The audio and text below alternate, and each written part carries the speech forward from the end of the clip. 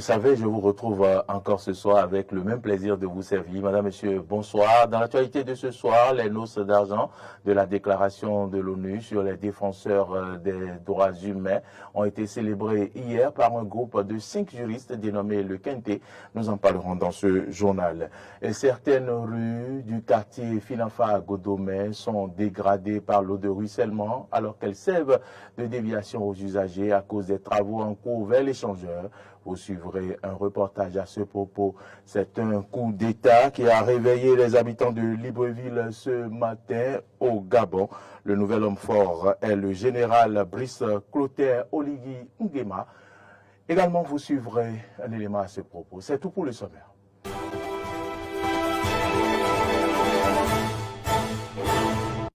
Merci de nous préférer et bienvenue dans ce journal. Comme je l'annonçais en titre, des défenseurs des droits de l'homme ont célébré hier au Centre d'études et d'information juridique de la Cour d'appel de Cotonou les noces d'argent de la déclaration de l'ONU sur les défenseurs des droits humains. Objectif, honorer cet instrument juridique et rappeler à l'État son rôle dans le processus de l'adoption de la loi portant protection des défenseurs des droits humains. Clémence Tonoucoin pour le reportage. Au Bénin, comme dans bien d'autres pays du monde, les défenseurs des droits de l'homme sont menacés pour leurs actions. Et pourtant, la résolution de l'Assemblée générale de l'ONU adoptant la déclaration sur les défenseurs des droits de l'homme prévoit qu'ils doivent être appuyés et protégés dans le cadre de leur activité. À travers la célébration des noces d'argent de cet instrument juridique, ce groupe de 5 juristes dénommé le Quintet entend attirer l'attention des acteurs étatiques sur la situation. Aujourd'hui, nous fêtons les 25 ans de la déclaration des défenseurs des droits humains et nous profitons également pour anticiper les 115 ans de la déclaration universelle des droits de l'homme. Nous espérons pouvoir continuer dans les prochaines années à célébrer cet instrument majeur pour nous qui aujourd'hui est pour nous ce moment de rappel des obligations de l'État pour davantage attirer l'attention de notre État sur la nécessité d'accélérer le processus d'adoption de la loi portant protection des défenseurs des droits humains en République du Bénin. Les initiateurs de l'événement, dans leur plaidoyer, ont mis l'accent sur les avantages de l'adoption d'une telle loi pour le Bénin. Nous exprimons avec urgence la nécessité d'adopter une loi spécifique de reconnaissance et de protection des défenseurs et défenseuses des droits humains du Bénin, comme le recommandent les Nations Unies. Avec une telle loi qui sera un bouclier essentiel pour la garantie de leur sécurité, de notre liberté d'action dans un environnement de plus en plus complexe et parfois hostile, notre pays, le Bénin, s'inscrira dans le cercle des États résolument tournés vers le développement inclusif, harmonieux et respectueux de la contribution des défenseurs et défenseuses des droits humains. La porte-parole du Quintet se réjouit de la tenue de cet événement. Pour elle, les objectifs sont atteints et la date de ce 29 août 2023 entre dans l'histoire en ce sens qu'elle marque le début d'une nouvelle ère dans la lutte pour la défense des droits humains et la protection des défenseurs de ces droits. Et cette date du 29 août 2023 rentre désormais dans l'histoire d'une génération qui ne demande qu'à voir les droits humains se réaliser dans notre pays. Secondo, au regard des échanges, nous avons compris qu'il y a vraiment une envie forte de libérer davantage la parole, de faire en sorte que chacune puisse s'exprimer, crier comme bon lui semble quand il ou elle a mal, quand ses droits sont lésés.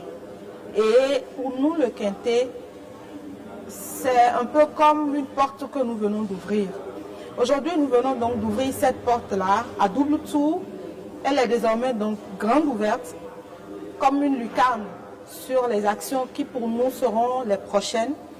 Continuer donc notre lutte, travailler à ce que beaucoup plus de personnes s'engagent en faveur des droits humains au Bénin et surtout, et c'est ce qui nous tient le plus à cœur, que les défenseurs et défenseuses des droits humains pris individuellement soient considérés par tous les acteurs.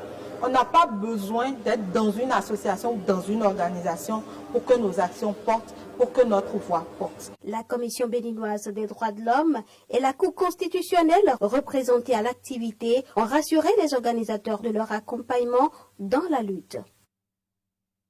Impossible aujourd'hui de circuler dans certaines rues du quartier Finafa à Godomè, de la rue passant devant le centre Jean Pléa à la maison de l'ancien ministre des Finances Paul Dossou.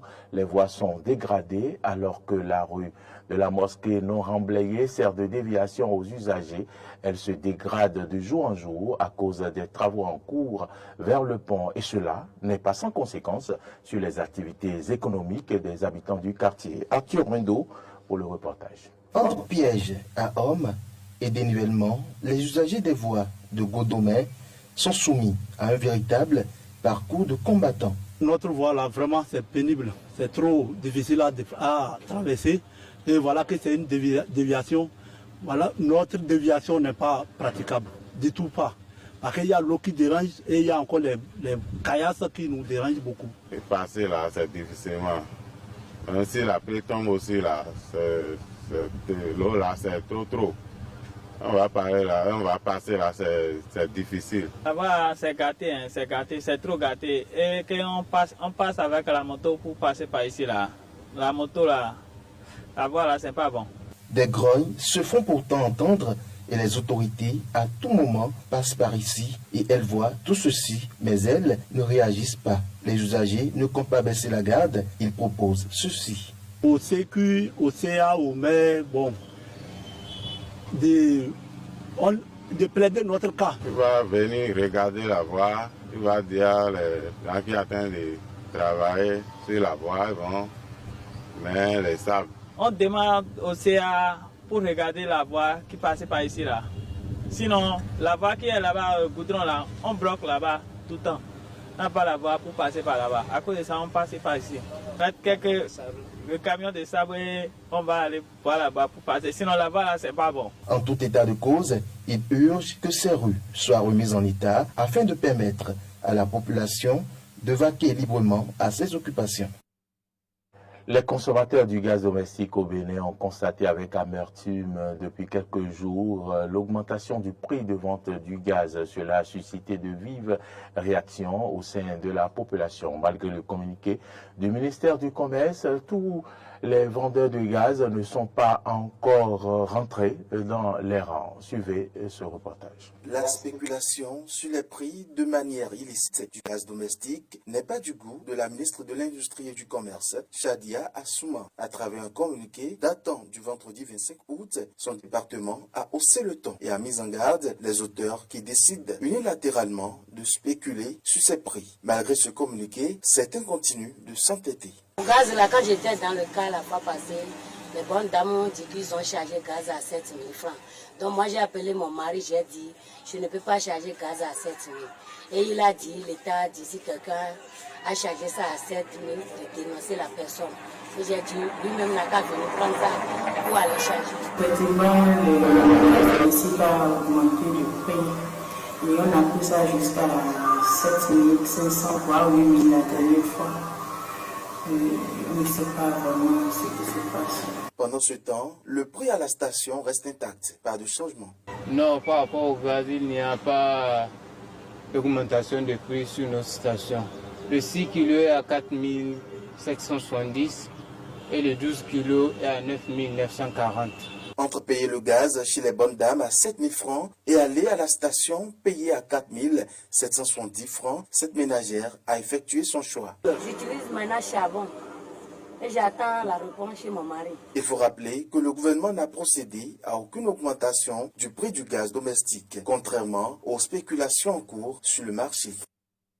Justement, à la suite de ce communiqué, la directrice départementale de l'industrie et du commerce du Zou et des collines, Rachidat Adé-Goké, comme dans les autres départements du Bénin et ses collaborateurs déférant aux instructions de la ministre de tutelle Shadia Assouma sur la spéculation observés relativement au prix de vente du gaz domestique ont effectué une descente dans les communes du Zou. Objectif, vérifier si le communiqué du ministère en date du 25 août 2023 est suivi par les fournisseurs de gaz domestique. Les fournisseurs véreux ont été épinglés. Il ressort également que le prix fixé par le gouvernement est quasiment respecté sur la quinzaine de points de vente visités par cette délégation.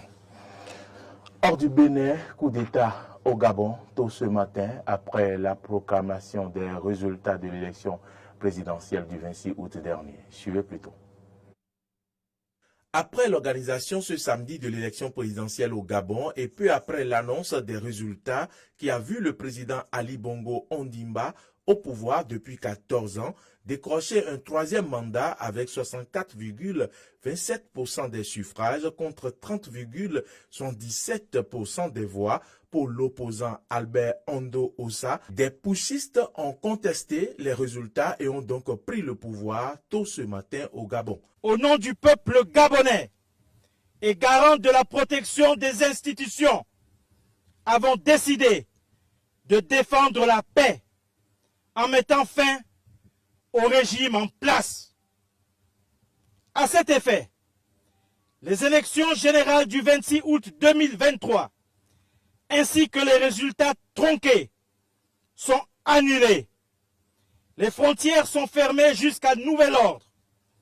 Toutes les institutions de la République sont dissoutes. Parmi ces militaires figurent des membres de la garde républicaine ainsi que des soldats de l'armée régulière et des policiers. La déclaration de coup d'État a été diffusée sur la télévision publique Gabon Première. Plusieurs sources font état de tirs d'armes automatiques dans plusieurs quartiers de Libreville. Le président Ali Bongo Ondimba serait en résidence surveillée selon les putschistes qui ont perpétré ce coup d'État. Le Zimbabwe a convoqué des ambassadeurs de l'Union européenne à la suite d'un rapport accablant des observateurs européens sur la manière dont se sont déroulées les récentes élections. La mission d'observation électorale de l'UE a déclaré que les droits des électeurs zimbabwéens étaient limités et a suggéré que ceux qui votaient n'étaient pas toujours en mesure de faire un choix libre. Les résultats des élections ont été publiés dimanche et le président sortant, Emmerson Mnangagwa, l'a emporté avec 52,6% des voix. Les autorités affirment que la mission de l'UE tente de discréditer la nation avec des accusations sans fondement et partielles. Le Zimbabwe trouve troublant et regrettable que la mission d'observation électorale de l'Union européenne ait délibérément publié une déclaration générale pleine de fausses déclarations et allégations. En grande partie, le rapport préliminaire ne s'est pas basé sur l'observation sur le terrain et a introduit le monde entier en erreur au sujet du déroulement de nos élections. Le gouvernement a accusé la mission d'observateur de l'Union européenne de ne pas être impartiale, de favoriser le point de vue unilatéral de l'opposition et de passer sous silence les irrégularités auxquelles ZANU-PF a été confronté. Si vous avez remarqué, il y a 2 semaines, ZANU-PF a poursuivi la commission électorale du Zimbabwe en justice pour les dysfonctionnements observés. Ils ont également ajouté que les observateurs sont censés observer le déroulement de l'élection et présenter par la suite leurs recommandations sur l'amélioration du processus que le Zimbabwe, en tant que pays souverain, a le droit d'accepter ou de rejeter. L'évaluation de la mission d'observation est cruciale pour le Zimbabwe car le pays aspire à la réintégration au sein de la communauté des nations et voudrait s'entretenir avec le Royaume-Uni et les États-Unis au sujet des sanctions. Nous condamnons fermement l'intimidation et la déstabilisation des observateurs électoraux légitimes durant la période des élections. Les États-Unis exhortent les autorités locales à partager nos préoccupations et notamment au niveau des efforts de la communauté internationale pour relancer le gouvernement zimbabwéen. Le rival des États-Unis, la Chine, s'est permise d'intervenir et a réagi dans le contexte des élections en affirmant qu'elle était prête à continuer de travailler avec le gouvernement du Zimbabwe. Elle a présenté également ses félicitations à Monsieur le Président Emmerson Mnangagwa. La Chine a réitéré qu'elle restait fidèle au principe de non-ingérence dans les affaires internes d'autres pays. Nous avons noté l'existence de rapports sur la contestation des résultats du scrutin. Nous espérons que les partis politiques du Zimbabwe privilégieront les intérêts du peuple et résoudront les différends comme il convient, par les moyens légaux. La Chine adhère au principe de non-ingérence dans les affaires internes d'autres pays. La situation sur le terrain est calme, puisque les gens sont retournés sur leur lieu de travail. Mais elle demeure également tendue car les agents de police sont présents dans toute la ville. Cependant, l'opposition a refusé l'issue du scrutin et dispose de 3 jours pour s'adresser à la Cour constitutionnelle, car la majorité de la population, ici à Harare, n'a aucune envie de protester. Cela s'explique par le fait que certains bureaux de vote du bastion de l'opposition ont ouvert en retard, car des bulletins de vote avaient été apportés en retard. Le président, néanmoins, a mis en œuvre une mesure permettant aux électeurs d'avoir 12 heures supplémentaires pour voter dans les régions concernées. Toujours est-il que le CCC serait obligé de présenter de solides preuves pour justifier le fait que ces élections auraient été volées, comme le prétend le parti. C'est ici que se referme ce journal, Madame, Monsieur. Merci de l'avoir suivi. L'information continue sur nos différentes plateformes YouTube, Facebook, Twitter et sur notre site internet www.benin-eden.tv. N'oubliez pas que vous pouvez télécharger notre application, c'est Eden TV Diaspora FM sur Play Store ou App Store. Bonne suite de nos programmes et à demain.